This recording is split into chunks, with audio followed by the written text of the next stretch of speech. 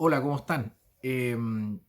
Voy a hacer un video hoy día de un gráfico, que lo están viendo ya en la pantalla, un gráfico que trata de demostrar la evolución del poder.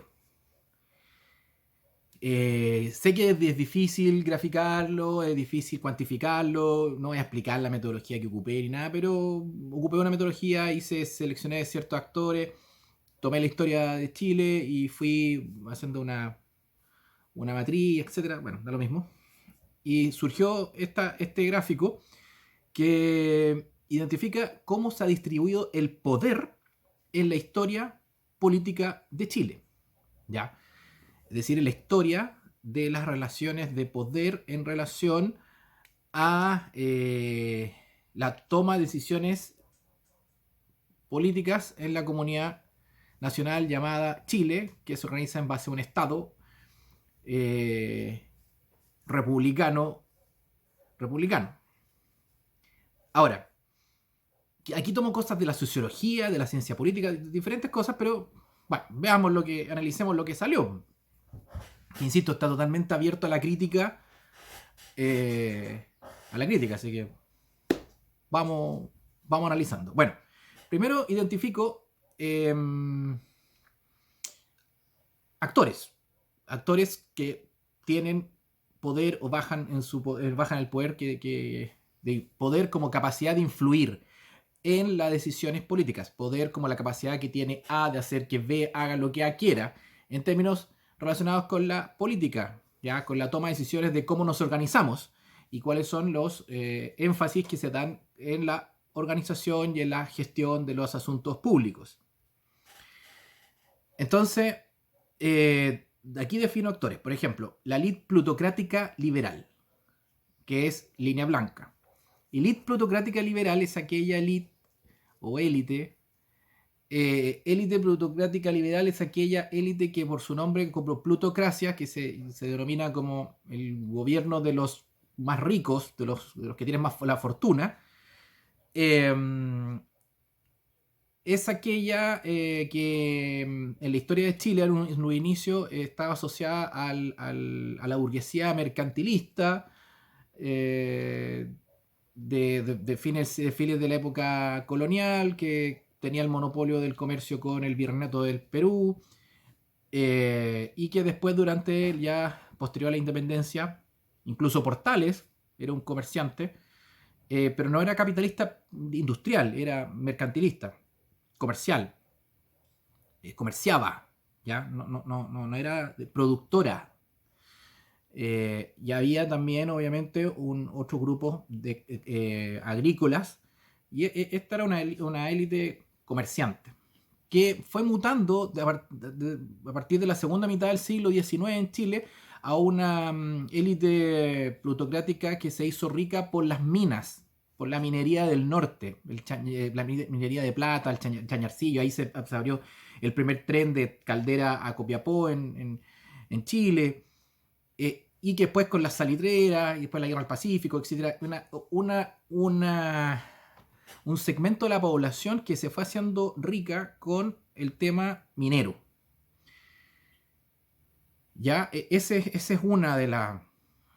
Y que bueno, fue mutando después en el siglo XX, que se fue asociando esa élite plutocrática, se fue asociando al Estado y se fue buscando la protección del Estado, cuando el Estado se volvió siguiendo las ideas de la sustitución de importaciones, y se volvió y cuando el Estado tomó un rol bastante importante en la economía a mitad del siglo XX, esa élite plutocrática se volvió también era muy proestatal, y que después se volvió bastante liberal y en la economía abierta, y se desmanteló una protoindustria que había en Chile, y actualmente hay una renovación, que es Bernardo Mate, Sutil, Horst Polman, Álvaro Sayé, etcétera.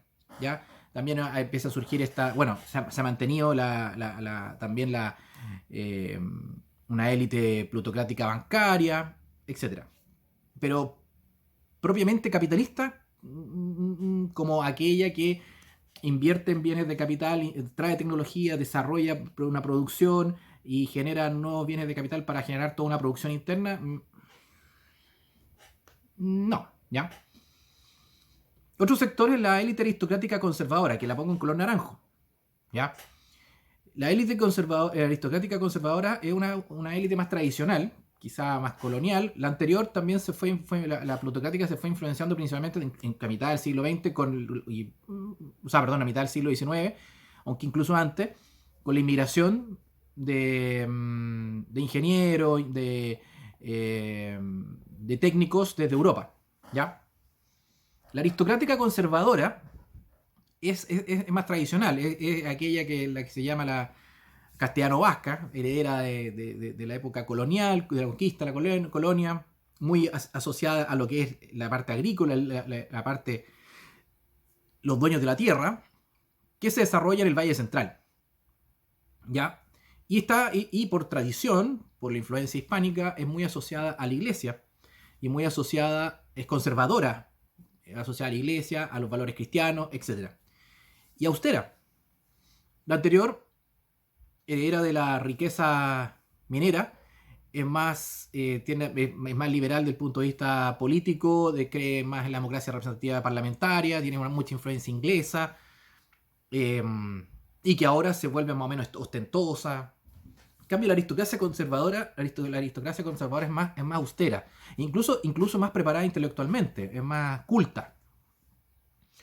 Después tenemos una élite militar, que estamos hablando de los mandos del ejército en principio del siglo XIX y después la armada, que es heredera de un caudillismo militar propio de Hispanoamérica, de los militares como grandes líderes de las batallas de la época de la independencia o posteriores. Es decir, una élite militar asociada a los grandes líderes. Los primeros presidentes republicanos de la época republicana fueron militares. Bulnes, Prieto. Ahora, que después de la prusianización del ejército a fines del siglo XIX y principios del XX, se volvió un ejército más profesional. ¿Ya? Pero surge también la figura de Ibáñez y después la figura de Pinochet. Y que no obstante eso, estas élites militares, sobre todo durante la época de la transición, de los años 90, 2000 en Chile,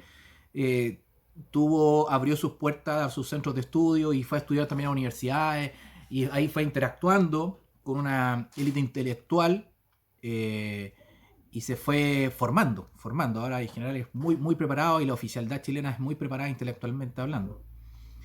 También menciono el color verde.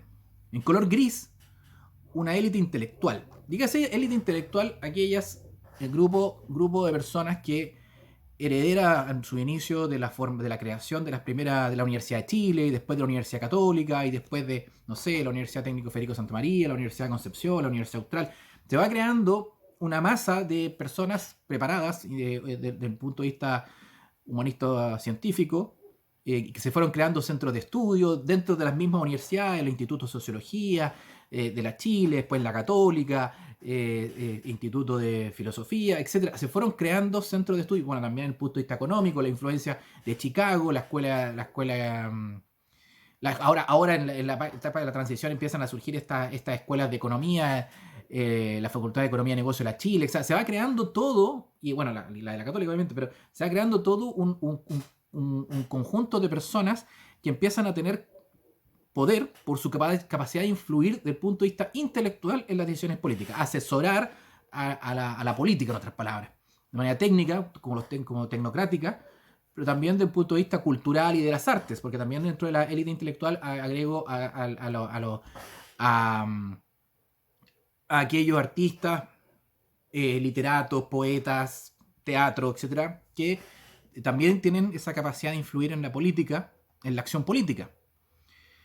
La élite religiosa, me refiero a la dirigencia de la Iglesia Católica, principalmente en Chile, por tradición. El último tiempo también se vio la influencia la decadencia de alguna élite religiosa evangélica, pero aquí me refiero a la católica principalmente, ya por una cuestión de tradición en Chile, la iglesia en la época hispánica, muy fuerte en la discusión entre el rol del Estado, entre conservadores y liberales también durante el siglo XIX, es decir, un clericalismo importante, eh, una iglesia católica que incluso estaba muy asociada a un partido político como el Partido Conservador, y que después, ya en el siglo XX, empieza a acercarse y empieza a seguir los caminos de la democracia cristiana, llega al Concilio Vaticano II, cambia un poco la figura, la forma en que la iglesia se comunica, se desenvuelve en la sociedad con este cambio conciliar, pero también dentro de esa élite religiosa, que está hablando de cardenales, arzobispos, etcétera, la conferencia episcopal, etcétera, empiezan a surgir grupos disidentes con, en los años 60, 70, la teología de la liberación, los jesuitas, etcétera, y empiezan a surgir congregaciones dentro de este ámbito religioso que también presionan a esta élite religiosa.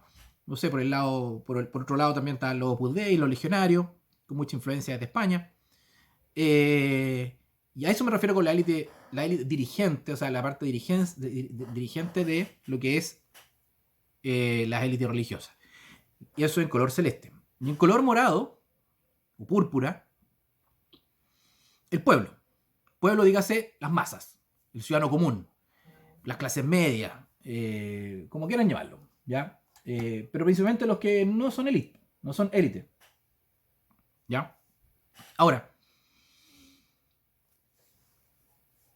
la idea es poder ver una evolución de cómo ha ido evolucionando el poder de estos grupos sociales en relación al poder político, de la toma de decisión en relación a los temas públicos. Para eso, yo tengo acá en el gráfico un eje vertical de 10 puntos de poder, o sea, el número 10 es mayor poder, el 0 sin poder, y abajo tengo del 1 al 9, pero esos son ciclos históricos.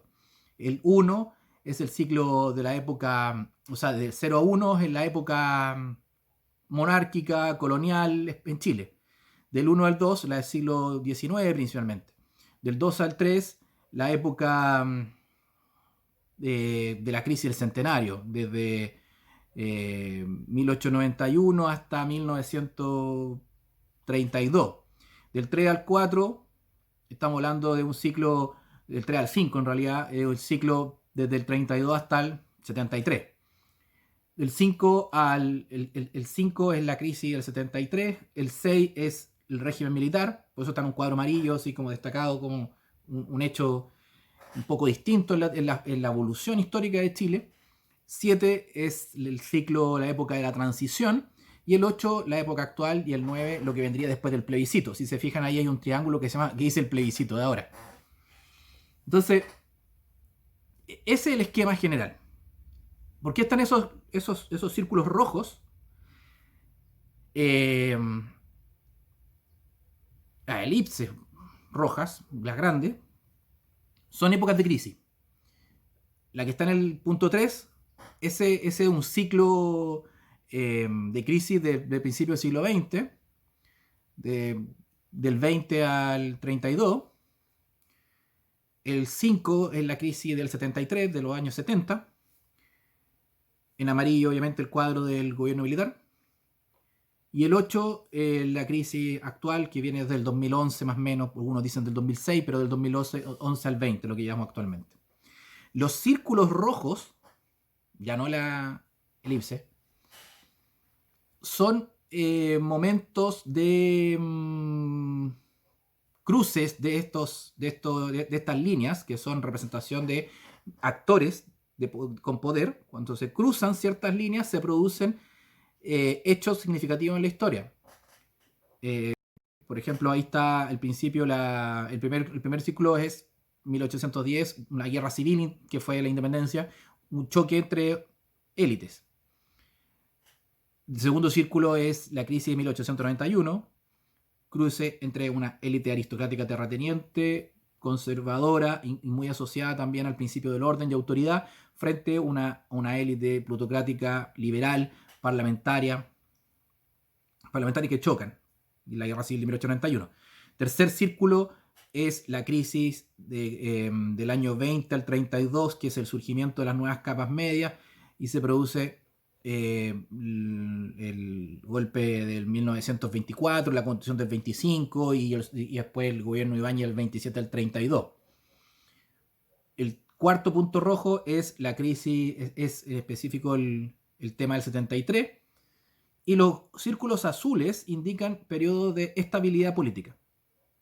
Yo voy a explicar en el siguiente video. Y los círculos verdes que veo al final, en el último ciclo, identifican la dispersión que existe dentro de ese actor que tiene poder. Por ejemplo, el pueblo, que es color morado, que se ve en la parte superior de la situación actual, pero que está muy atomizado y segmentado internamente. O sea, tiene un círculo verde adentro que indica que está muy dividido. Lo mismo la élite intelectual, la élite plutocrática, la élite militar, la élite religiosa, pero la élite terrateniente y aristocrático-conservadora, si es que existe todavía, se nota un poco más unificada. Lo voy a explicar en el siguiente video, la evolución de cada uno, cómo se cruzan las líneas y cómo podemos sacar algunas conclusiones de si estamos frente a una situación crítica de quiebre institucional o estamos en camino a forjar un nuevo proceso de estabilidad político-institucional, es decir, un círculo rojo o un círculo azul. Sigo en el otro video.